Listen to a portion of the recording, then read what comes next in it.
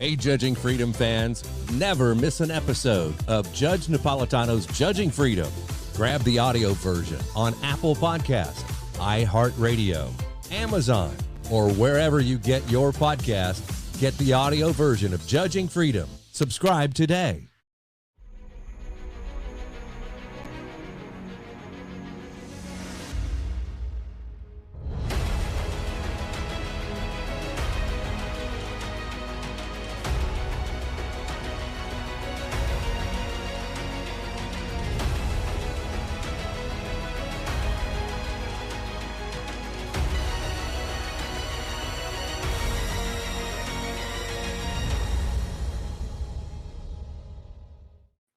Hi, everyone. Judge Andrew Napolitano here for Judging Freedom. Today is Tuesday, November 7th, 2023. Matt Hoh joins us today. Matt, always a pleasure. Thank you for coming back on the show. I want to prevail on your expertise, not just your years in the United States Marine Corps, but also your time in the State Department. Over the weekend, General Zaluzhny, who is the commander of all Ukrainian troops, said that the war with Russia is essentially at a stalemate, and President Zelensky's people erupted publicly and condemned what he said. What does that tell you? Thanks for having me back on, Judge. I think General Zaluzhny has gotten to the point where he can't continue to go forward with the charade. Whether it's for his own personal reasons, we've heard for a while now that he may have presidential ambitions, although President Zelensky just ruled out having elections in 2024, as well as, too, is there something more going on that he sees the continuation of the policy as it is, of the continual funneling of tens of billions of dollars to Ukraine from the West to prop it up, these ruinous and suicidal frontal assaults against a dug-in Russian defense, the futility of it all. Is he trying to change that? Is he realize that the collapse is coming, that because of decisions and choices and pressure put on by the West, Ukraine is facing a collapse that it might not have had, well, certainly wouldn't have had if it had sued for peace at the beginning of the Russian invasion, like the Ukrainian government wanted to do, but before it was, pulled away from that by the U.S. and Britain. But I think is this Zelensky saying forcefully as he can that this needs to stop, that there needs to be a change, or else what is going to come is going to be a catastrophe. NBC News reported on Sunday, just 2 days ago, Matt, that some people in the State Department and some people in the foreign ministries of certain EU countries have begun to speak among themselves about the need for a negotiated settlement. You just alluded to a negotiated settlement. They had a great one on the table that both sides agreed to until the Americans and the Brits interfered.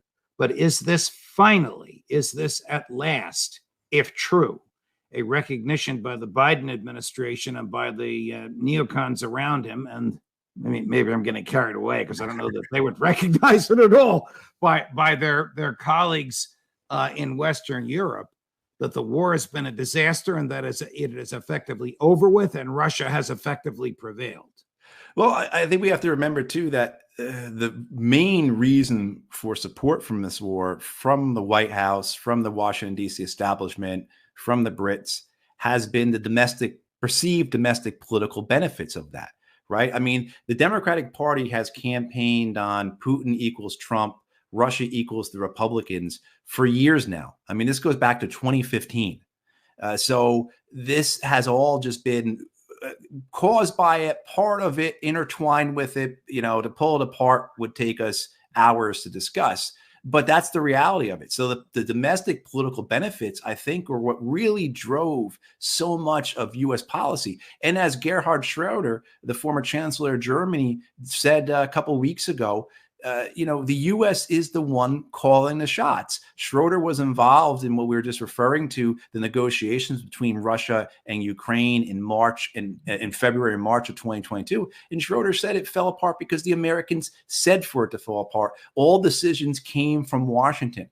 And so if you go and you look back and you say, okay, what are the reasons for those decisions, for the U.S. saying these things? I think ultimately it comes back to domestic politics. And I think the White House right now is pleased, because as Ukraine has just disappeared from the American media in the last 4 weeks because of what's happening in Gaza, but as it has dropped off of CNN and MSNBC and Fox, I think the White House has breathed a sigh of relief, because I don't think many Americans are calling CNN or Fox and saying, hey, where's the coverage on Ukraine? Right. So I think that the great hope that this war would just kind of go away, that was what I think many in the White House and the Democratic Party have been hoping for a number of, ever since they got past the illusion that the great offensive of 2023 was going to win this war, after reality just really smacked them in the face. I think that hope of it just going away now seems possible. Do you think that the Victoria Nulands and Lindsey Grahams of the world, particularly those who have levers of influence to pull in the American government, are giving up the ghost on Ukraine because of the most favored nation status of Israel? I think what we've definitely seen, of course, is that Israel is the priority. And this would be a lesson to all nations around the world. And this is certainly contributing to the multipolarization of the world, for institutions like BRICS gaining favor, attracting more members.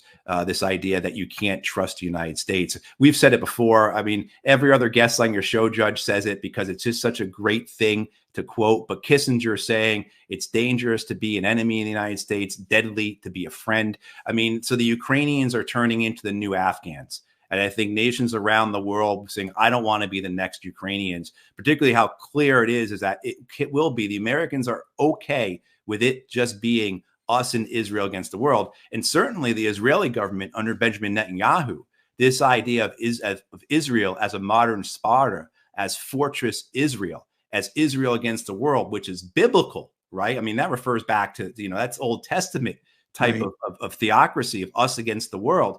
As with the U.S. as their benefactor, that's politically advantageous.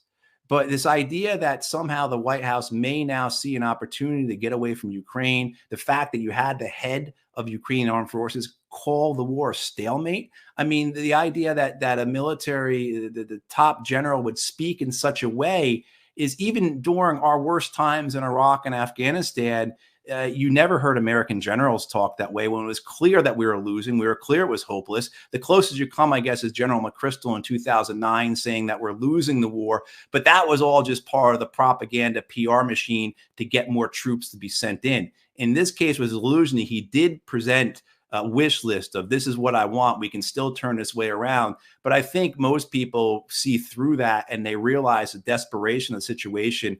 And that, again, because of the decisions made by the West to back up this incredibly corrupt kleptocracy, this house of cards in Kyiv that's dominated by right-wing nationalists with Zelensky as a figurehead, the ruinous decisions to defend Bakhmut at the cost of tens of thousands of Ukrainian soldiers, then this completely idiotic and suicidal frontal assault into the teeth of a well-prepared Russian defense has left the nation at the point of collapse. And of course, the entire country is propped up by foreign assistance. If the U.S. and the IMF or the World Bank stop sending money to Ukraine, people don't get paid. And we're not talking about the soldiers. We're talking about people working in the hospitals, people who are driving buses, people, so the fact that this is so precarious, that it is as if you were walking across the rotten floorboards of a very old house, and every step you're expecting to go through that floor,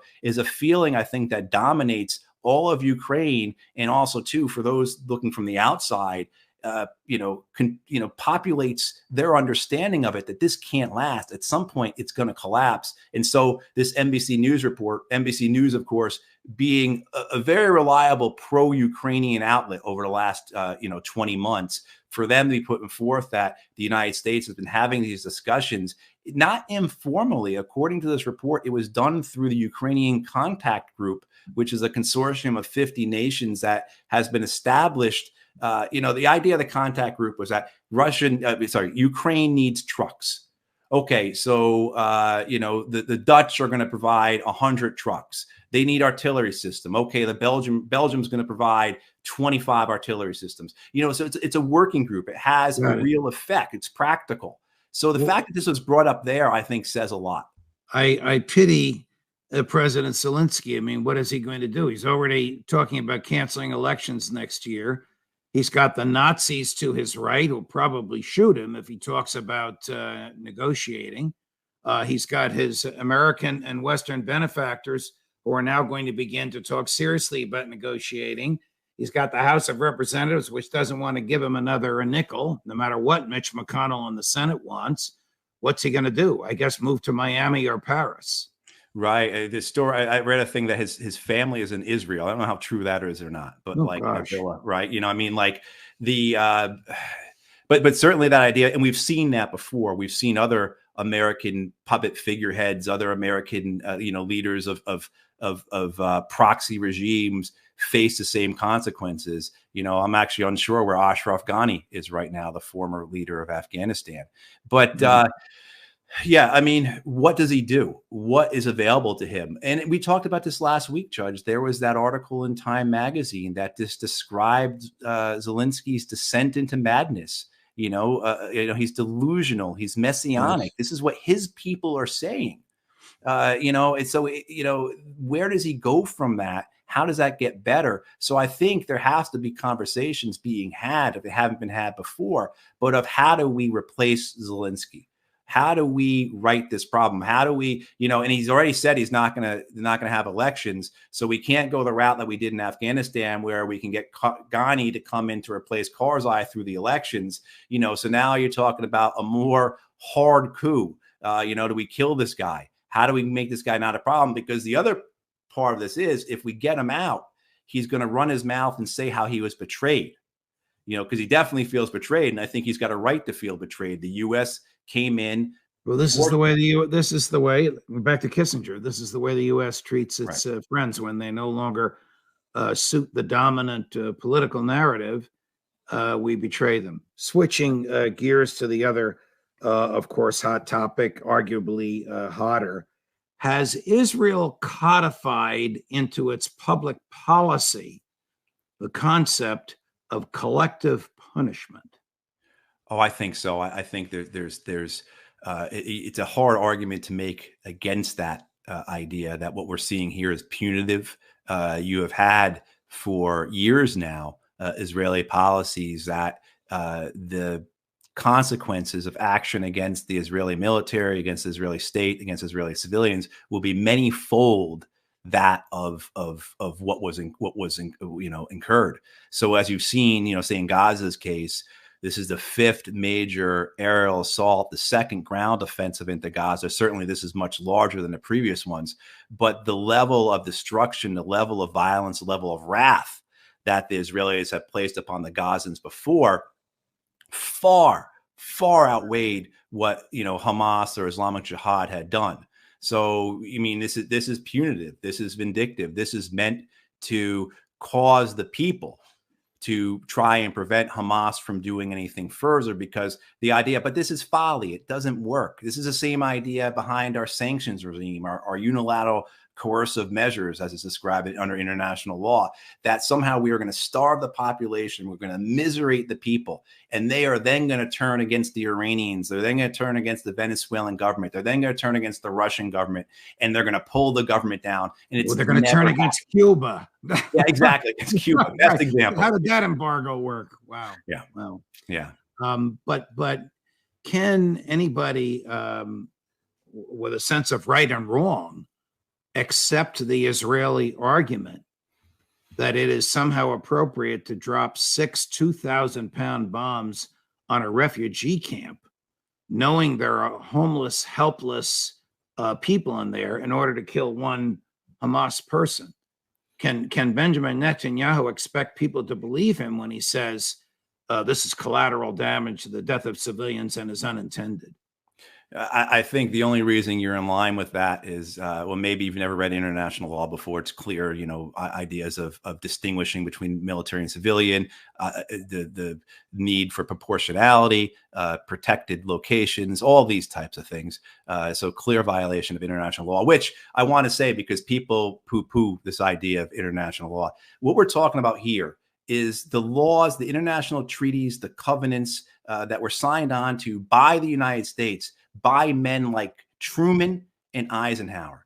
So the victors of World War II, the Allied leaders of World War II, were the ones who put in place this international law. So all these people who are saying how international law is for weaklings or it doesn't count in the real world, the men who won World War II were the ones who put modern international law, as we're talking about here, into place. I get frustrated because I hear these things. I share the same frustration. My friend Justice Anthony Kennedy once cited some principle of international law in a Supreme Court opinion. The law was right. He was right. The way he used it was right. But all my conservative buddies at Fox went crazy, going, what is he doing, citing international law? We can't control it. It happens to be a principle of law that we created and we embraced. And of course, Israel is a signatory to all of this, as is Russia, as is Ukraine, when they signed the United Nations Charter and the treaties emanating from it as well. Do you think that Hamas banked on and intended this severe overreaction on the part of Israel in an effort to goad places like Turkey, Jordan, Iran, and Lebanon into considering violence on their own against Israel? I think it comes back to this idea that Hamas needs Israel and Israel needs, or at least Netanyahu government needs Hamas. I think the predictability of Israel's response was there, right? The best predictor of future behavior is past behavior. And you've seen how Israel has responded, as well as their pronouncements, as well as doctrine, both written down and kind of that exists, informally. So I think Hamas, this idea I struggle with. What was Hamas trying to do here? And we've got to be very careful that we don't forget that Hamas has a theocratic leadership, that they have hero complexes, that they see themselves as the great liberation struggle of their people. So just when Benjamin Netanyahu refers to biblical passages, stories from 3,000 years ago, the Hamas leadership and other groups will draw on similar types of theocratic stories, narratives to, but the idea too is that maybe they thought that they could get two things. One, Israel to come in, they bloody Israel's nose, they suck them into a brutal, ugly, horrid urban battle that eventually the Israelis have to retreat from, just as the Israelis had to retreat from Lebanon in 2000 and 2006. And then the other aspect is maybe the strategy was, this will get Hezbollah to come in the war. This will get Syria to come in the war. This will get, potentially Turkey to come in the war. I think those things are not going to happen unless there is some type of accident, something that causes dominoes to fall. There's an involuntary, pull of these nations into the war. But I think that's what Hamas was calculating, as well as that they want to be viewed as this solidifies their domestic political reputation. This solidifies themselves as the head of the resistance. Whether it's viewed from the outside because they were sidelined during the Abraham Accords. You had all the conversation about Saudi Arabia and Israel normalizing relations. The people of Gaza are just being punished. The fact that Israel killed a record number of Palestinians in the West Bank in 2022, they were on track to kill a record more, in 2023. And now, of course, they've done that in terms of the number of Palestinians killed in the West Bank. There were more than 200 killed prior to October 7th, about 150 killed since then. So I think they were looking to solidify their place as the lead of the resistance, both as viewed from outside Palestine and from inside Palestine. But certainly you look at this and you say, my God, why would you do this to your people? Why would you pull Right. this house down around you? Tell me about your former colleagues at the State Department. They work for Antony Blinken, and he works for Joe Biden, two people who have stated publicly over and over again that they have unconditional support, and the government that works for them will have unconditional support for Israel. Yet, dozens of full-time, non-political civil service employees in the State Department appear to be rebelling against this because of the brutality and ferocity of the IDF in Gaza. How does that work? I think what you're seeing here with these dissent cables, and Politico just reported on one. I guess Politico got to see it. I wish Politico had published it. But this idea is that there are internal dissent channels within the State Department that were created during the Vietnam War that allow for diplomats, civil servants, career employees to voice their frustration at policy. It's a way of venting steam. I don't know if any of it's ever had any effect. These decisions about policy with regards to Israel, especially, come from the White House. They come from Tony Blinken. So you're never going to see where mid-level, even senior level civil servants were going to have effect on the policy. Maybe ameliorate it, maybe change it in some ways, but overall, you're always going to have this support for Israel, this unconditional support. What I think you're seeing the frustration, besides the fact that they're part of a system that are run by men and women who have no intellectual or moral decency, is the aspect that they understand how counterproductive this is, how this makes regional stability in the Middle East much less likely, how this are they risking their jobs to challenge the president and the Secretary of State publicly? These are diplomats. It depends on how vocal they are. If they sign this dissent cable, they're not supposed to be punished or have any retribution. We say that, but we know how things actually work in organizations. So if you put your name down on something, it's very likely that 2, 3, 4 years from now, as you're competing for a promotion, as you are trying to get a spot in Paris or wherever it is you really want to go to, as you're trying to get onto a task force that has a lot of responsibility and that you really believe in, you may not get, because you're not a yes man or a yes woman. You're a liability. You're someone who's going to listen to their conscience and voice your disagreement rather than going along and getting along. So there is a potential consequence for these people who are speaking out. I'm glad to see it. I'm proud that they're doing it. I wish more like Josh Paul would resign. But at the same point, too, if you have all the good people resign, who are you left with? Yes. That's a real issue. I have a feeling that I am speaking with a non-yes man person when he was at the State Department. In fact, it's more than a feeling. I know that's the case. There's something to be said, Judge, for coming from New Jersey and having a big mouth. So, yeah. As if I don't know. But thank you. You're the best. Thank you, Matt. Thank you for your time. Thank you for your insight. Thank you for the personal touch. We'll talk to you again soon, my friend. Thanks, Judge. Of course. More as we get it. Colonel Karen Kwiatkowski at 3:00 today, and the inimitable Scott Ritter at 4:30. All of this Eastern Times. Judge Napolitano for Judging Freedom.